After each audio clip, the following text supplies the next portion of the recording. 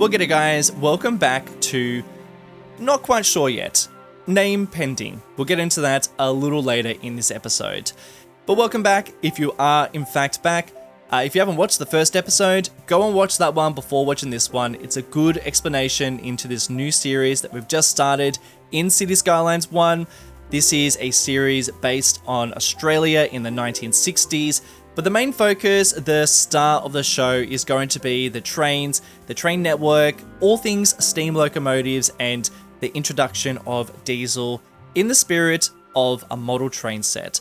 And I am going to be referencing model train sets quite a lot throughout this series. I mean, the biggest comparison will be the fact that model train sets and this series are going to very much heavily focus on trains. But not just that, I really like the fact that with these train sets, you have to try and incorporate all these big ideas on a fairly small space, which does mean that you have to utilize the board really well. Everything has to be to scale, you want the board and the scenery to be nice and detailed, and it has to flow and fit in together. That is the take-home message from today's episode. That is the mentality that I'm going into building this map. Is that I want everything to flow, I want the map to feel realistic, I want to incorporate some aspects of the Australian landscape, and you can start to see some aspects of that already forming on this map, but we're going to be detailing them today and making sure that they work. So a lot of trial and error, a lot of thinking about where towns and cities and industry and bits and pieces of infrastructure are going to sit, and where those networks of rail line and roads are going to go. Because there is actually a particular look and style that I am going for this series, and I know I've mentioned model train sets and Australia in the 1960s and all that stuff. I know I've already harped on about it, but there is something else that I've just been hiding behind the scenes and haven't really announced it yet, and I'm a little embarrassed to talk about it, so I might just work up a little bit of courage, and I'll talk about that later. But something I will talk about now, which I'm sure you are probably all wondering, is this available on the Steam Workshop? And it is. Not right now, because I haven't named the series yet and the island, but when I finally figure out a name for this map will be available for you guys on the Steam Workshop for you to download and build your dream city or cities or towns or whatever. I mean, it is of course tailored for my series, so there's a lot of detail in this map. So just be warned, I am not holding back at all. I'm using as many assets as I like, and I am going to as much detail as I like. So probably beefier computers are more welcome, I reckon. And it's also on an island, so I don't even know if that's going to be appealing to you. But I am excited to release it and excited to see what you all do with it. So if you do end up building something on this map, please let me know, and I'll let you know when I release it. It's probably going to be in 1 or 2 weeks. Now, with all that being said, let's finally start talking about what I'm doing on screen. I'm doing some fine detail work around the mangroves, and I really love working on mangroves and swamps in City Skylines because I find them really challenging to build, and I also find them really interesting in terms of the water levels to play with. So I'm playing with some of the murky, muddy water that is only like just below the surface of the water, and then you can also see like the deeper water and some of the little streams that stretch in between some of the other sections of mangroves. This particular space is going to be surrounding one of the largest towns on the map, and it's also going to be home to a lot of industry as well. A lot of coal industry, and just as usual, a whole chunk of network of rail line is just going to be stretching all through here. So it will be a little bit industrial, but I do also really enjoy the contrast between the two. Something else that I'm playing with that I've never really done before is when I reset the water level rises a little bit higher, and then as it settles, it drops down to what is going to be the normal level of playing, where I would probably build most of the game. You know, the city is going to be built within this state. But when you reset it, it does raise up, which is kind of fun when you are playing with just very small amounts of differences in the level of ground.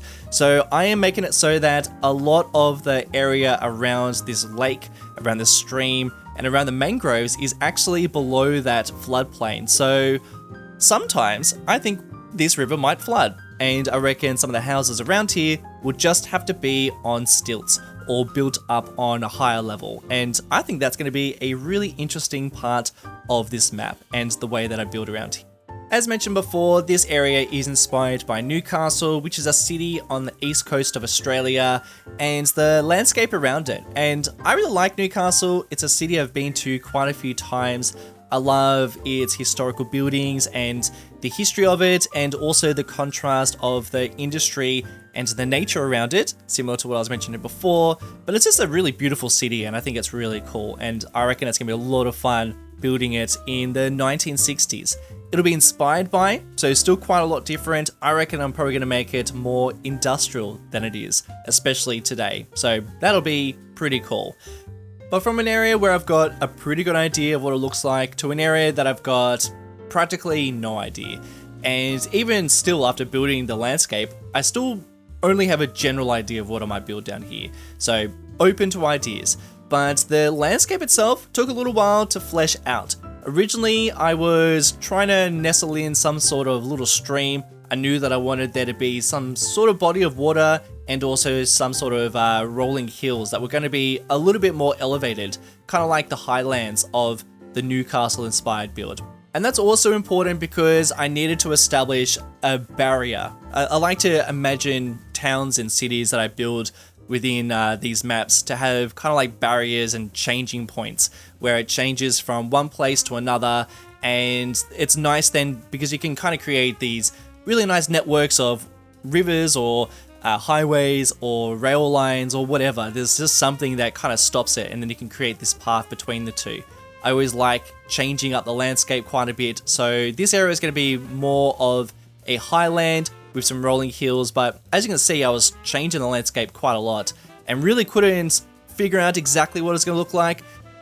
An important part about making this map in particular was I wanted it to feel like the island itself could exist within reality. This could be an island off the coast of Tasmania, rather than being something that is kind of randomly stitched together, which I did feel like the Oceania map that I made was a bit random. It was inspired by Grand Theft Auto 5's map, which was a little bit random itself. Probably too many ideas squeezed into a small space. And even the Sunset City map, I felt like was a little bit random as well. Whereas this one, I wanted it to feel like these landscape features could exist in the same place. Maybe not exactly, because I think the scale of Cities Skylines is a bit skewed, but I do like its skewedness. I feel like it does allow for a bit of flexibility when it comes to creating scaled down versions of places. So that was kind of like my idea going into it. So trying to squeeze in valleys and rivers and other landscape features that might not exist in reality in a similar place was kind of putting me off. So this area was kind of tricky to figure out. So I did end up settling on some rolling hills as they flow down from the mountain's ridge, which are going to be detailing and making a little bit more of a plateau in just a moment. But I felt like this was a good fit as a bit of a contrast from the river and the wetlands that we just built. We do also have some wetlands down here, a bit of a mangrove and a bit of a little, I don't know, what do you call this? A bit of a bay. It's a definitely scaled down version of a couple of areas within Australia, particularly on the east coast. And I also wanted to try and incorporate a couple of smaller mountains and some hillsides that I felt like could be really nice for some scenic journeys, and adding in some little bits of infrastructure around here will be really nice. But this whole purpose of this area is to kind of demonstrate the distance between this area, the Newcastle-inspired build, and also the other larger town that we're going to be building in a little while, or at least where it's going to be sitting in a little while. But before I got there, I did want to figure out the mountain ridge that was going to be stretching down the middle of our island. This is kind of like an important part that I needed to establish because this is I feel like mountains are really good at creating barriers. You know that barrier I was talking about before? They're really good at making those barriers between different types of landscapes and different ideas that I want to incorporate on the map. Plus, I also feel like if I'm dragging out all these different networks around the island, I do need to give good reason why they might be taking the long route. Especially if it's a couple of hills or a little bit of bush, you just think, why don't you just drag out that network right down the middle of the map? Yeah, that'd be a bit of a bummer because I'm trying to go for a scaled down version of something. You know, this is meant to represent something much larger, even though it is a fairly small place.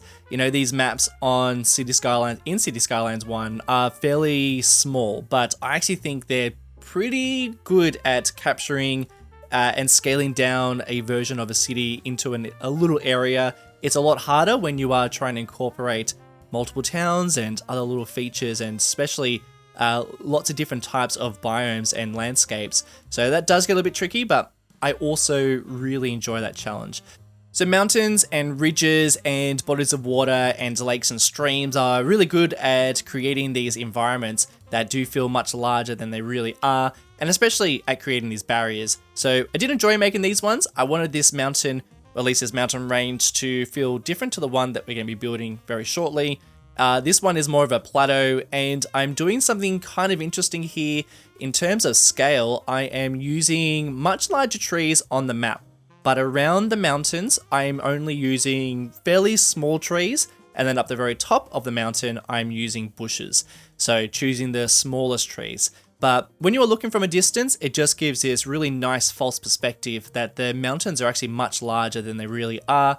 And that's actually a technique that is used in model train layouts, using false perspective like small trees or even like smaller buildings on top of mountains, or things that are further away from the point of view, is also a really good way of making things just look so much larger than they really are.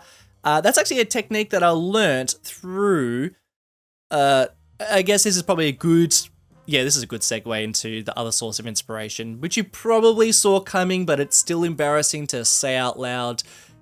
Alright, let's just rip it off like a band-aid. I am also inspired, and have been consuming a lot of, Thomas the Tank Engine. Yes, fully grown man here, still watching Thomas the Tank Engine. I do blame my 4-year-old son, although I feel like I am probably driving that interest a little bit more these days. He's definitely more into the cartoony CGI stuff. Me, more of a classic 80s, 90s Thomas fan, where it was all the model train sets.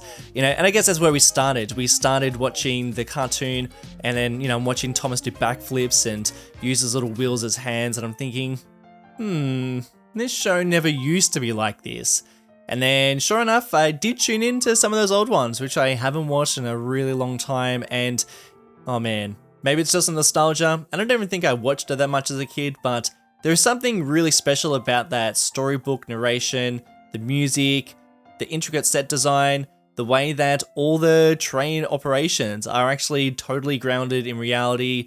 And as a dad who has to sit through a lot of kids shows, it's really refreshing to watch something that is just not dumbed down to kids, that is actually pretty brutal at times. All things that I'm only discovering as an adult who hasn't watched Thomas for about 30 years, so kind of fun, a bit of a journey. But something else that I did discover when rewatching the show is that the show itself is actually based on a book series by Wilfred Awdry, and what I love about Wilfred is that he is a man about details, and he is a man that wanted to make sure that if he was going to reference a station or a place or an event within his stories, then he'd make damn sure that there was no contradictions. And he did that by also creating the setting for Thomas, which is the island of Sodor. And far out, if you like a fantasy map, then this is just a good time all round. Just full of little train lines and little towns and cities. It's just great. And then when you watch the show knowing that there is a map and that it is all connected and that it makes sense, and that's pretty cool. It's cool, isn't it? That is a bit of source of inspiration. That feels very nice to get off my chest. Are you also interested in... don't answer that question.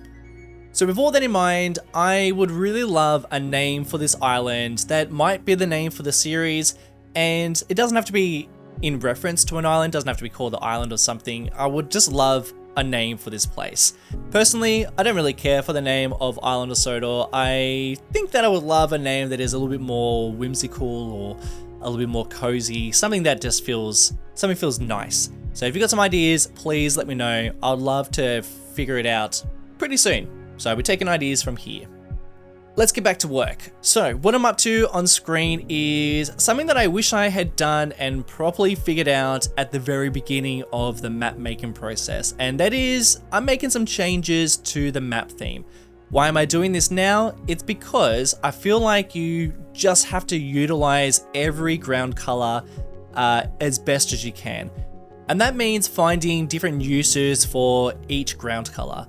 So what I'm doing here is I felt like I needed something of a different roughness and a different brown texture that was going to sit on top of the mountains, but then also could double up as a bit of a muddy effect that we could have around the mangroves, because we do actually have quite a lot of streams and a lot of swampy, mangrovey areas that I think that we could use something that was just a little bit different. So I did find this great muddy color, and I've done this thing where I've scaled up the texture of that brush so that the little pebbles or the little grains of sand that used to be the default size of it, I've scaled them up so that they are now actually kind of like bushes, as if they look like bushes, or maybe just like darker mud patches.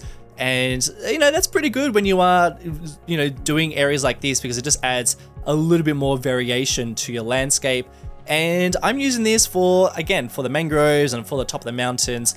I am desperately waiting for just better techniques of doing this in Cities Skylines 2, because this isn't even like a perfect foolproof method. This is something that takes ages, and it's kind of annoying. And it's also annoying that these are ground resources. So if I want to do something in terms of oil or ore, then I'm pretty much screwed, because I'm using it to just change the ground color, not really to paint in areas that would be the best suited for those industry.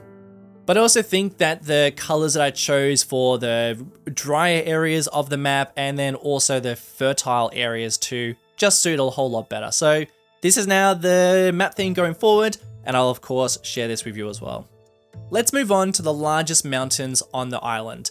These are very much pushed towards the back of the island, because we are going to be doing so much work around the Newcastle inspired city. I also wanted to make sure that, we were using that false perspective to create these mountains that do look like they're massive, towering over the rest of the island. And you do get this like hazy effect when things are kind of like further away in Cities Skylines 1, which I do really like. So I wanted to make sure that they were almost the furthest distance away from that main city. This particular mountain range is inspired by all around Cradle Mountain and this whole plateau of forest and highland. It's all like this really mysterious area of Tasmania that I really love. Haven't really explored it that much myself, but it's an area that I am super keen to get back into and just like explore, because it's pretty amazing. I reckon there's going to be some sort of Tasmanian tiger living down here for sure. But I want that sort of feeling in this area, so I don't think I'm going to be building too much in terms of man-made structures or even a town. There might be a town out this way, but I feel like I want to try and keep this as bushy and as wild as possible. Definitely train lines, maybe an old little road somewhere, but it's got to have the feeling of distance and openness and, just massive. I want these mountains to feel really large. I wanted to have one mountain feel the largest so that it's like the biggest mountain on the island. And for that one in particular, it's got to be pretty distant from everything else, because the scale of this thing has to feel like it's just massive.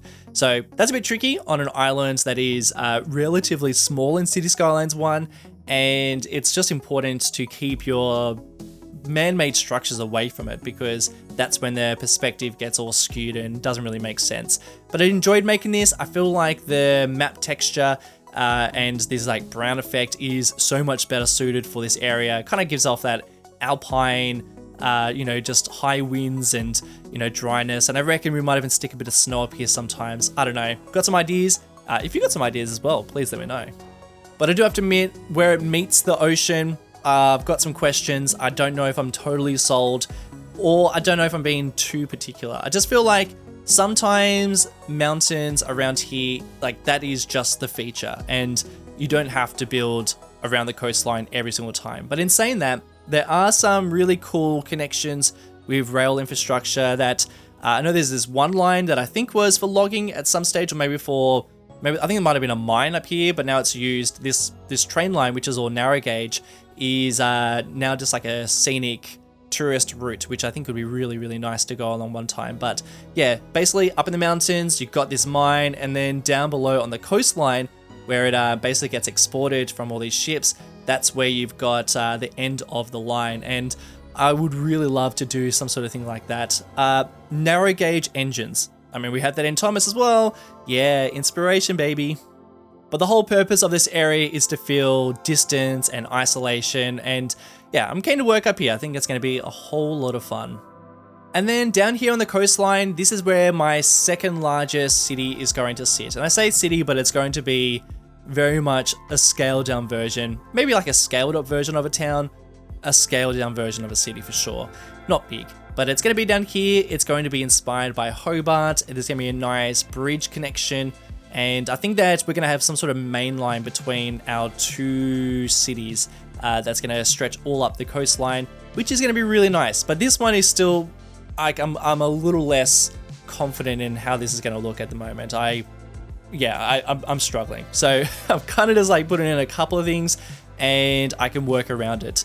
This is like the hard part about when you work on maps like this and you get towards the end and you go, you know what? I'll figure it out later. Whereas the very beginning of the process, I'm a little bit more particular. Whereas for this one, I've got an idea, but definitely needs to be fleshed out a bit more in my head. But I reckon these are like the two places we'll establish very early on. The Newcastle one and then the Hobart one. And we'll figure out the connection between, which is going to be just so much fun. And with that, I'm just putting the final touches on the map, just getting it all polished up, ready for the next episode, which is diving in and building some stuff, you know, some man-made stuff, establish our first town, maybe build our very first train line, get some people moved in. I can't wait. And in fact, you can watch it right now if you really want to. It is early access on Patreon, just for $1 a month if you are interested in that. I plugged that here because this series is definitely going to be powered by my patrons, so there will be some extra perks for people who want to support and get involved within this series. I say that because this is definitely not going to be as popular as Cities Skylines 2, so I am pretty much doing this for the love of it. But I will be honest, I am probably more excited for this than I am for Cities Skylines 2, in all honesty. Cities Skylines 2 for me is still the shiny new toy that I am very excited about, but this is where I can be the most creative and I have the most amount of inspiration. And I feel like I have the most amount of freedom. You just can't do this sort of stuff in Cities Skylines 2. So I am more passionate about this at the moment. So that's why I'm plugging my Patreon page, because I think that it's going to be more powered by my patrons. So if you are interested in supporting, if you are interested in this series, or even interested in getting in touch to help out, because I actually really need some new liveries made for these engines, because I would like them to be a bit more custom, and I feel like that is going to be the real game changer. So if you're after a commission, I'll leave my email address down below, so feel free to get in touch. But speaking of my beloved patrons, let's give a shout out to some of my all-time longest supporters. Kira Floke, Robert Maynard, Bog Tektari, Stephen Hayner, Michael McFarlane, Brandon Ash, Ollie Softy, Alec Williams, Iki, and Christopher C. Penny. Cheers guys, I'll see you all in the next one.